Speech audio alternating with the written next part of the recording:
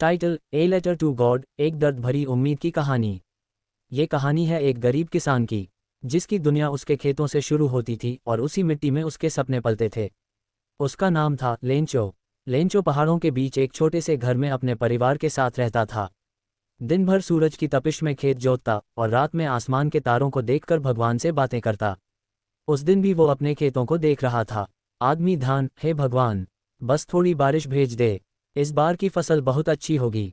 और जैसे उसकी पुकार ऊपर तक पहुंच गई हो, बादल गरजने लगे। बारिश आई और उसके चेहरे पर मुस्कान खिल गई। आदमी धान: ये बारिश नहीं, ये तो तुम्हारा आशीर्वाद है भगवान। बारिश ओलों में बदल जाती है। मगर कुछ ही देर में ओले गिरने लगे, छोटे नहीं, पत्थर जैसे भारी ओले, जो हर उम्मीद को कुचलते जा रहे थे। आदमी धान: हे भगवान, ये क्या कर रहे हो तुम, मेरी फसल, मेरी मेहनत। उस रात उसके खेतों की मिट्टी सूखी नहीं, लेकिन उसकी आंखें जरूर सूख गईं। मोमबत्ती की रोशनी में लेंचो बैठा है, कुछ लिख रहा है। अगली सुबह लेंचो ने कुछ किया जो बहुत कम लोग करते हैं।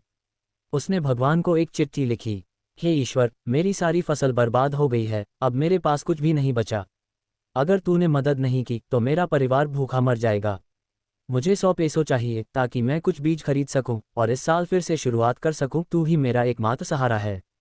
उसने लिफाफे पर लिखा: पोस्ट बॉक्स टू गॉड, और विश्वास से भरी आंखों से वो चिट्ठी पोस्ट करने चला गया। डाकघर में कर्मचारी चिट्ठी पढ़ रहे हैं। डाकघर का पोस्टमास्टर पहले हंसा, फिर चुप हो गया। आदमी ब्रीफकेस: इस इंसान का विश्वास देखो, भगवान को सीधी चिट्ठी, ऐसी आस्था आजकल कहाँ मिलती है। फिर उसने तय किया, हम इस विश्वास को टूटने नहीं देंगे। पोस्टमास्टर और उसके साथी मिलकर कुछ पैसे जमा करते हैं, सिर्फ 70 पैसों।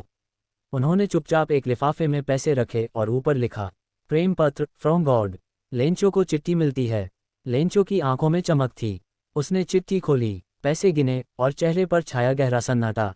70 पैसों नहीं, भगवान ने तो 100 भेजे होंगे। उसने फिर से चिट्ठी लिखी: भगवान, मुझे भरोसा है कि तुमने पूरे 100 भेजे थे, पर मुझे सिर्फ 70 मिले। बाकी के 30 शायद इन डाकघर वालों ने रख लिए। प्लीज़ अगली बार पैसे सीधे भेजना, मैं तुम पर आज भी उतना ही विश्वास करता हूँ। एक गरीब किसान का ईश्वर पर अटूट विश्वास, और कुछ अनजान लोगों की चुपचाप की गई मदद।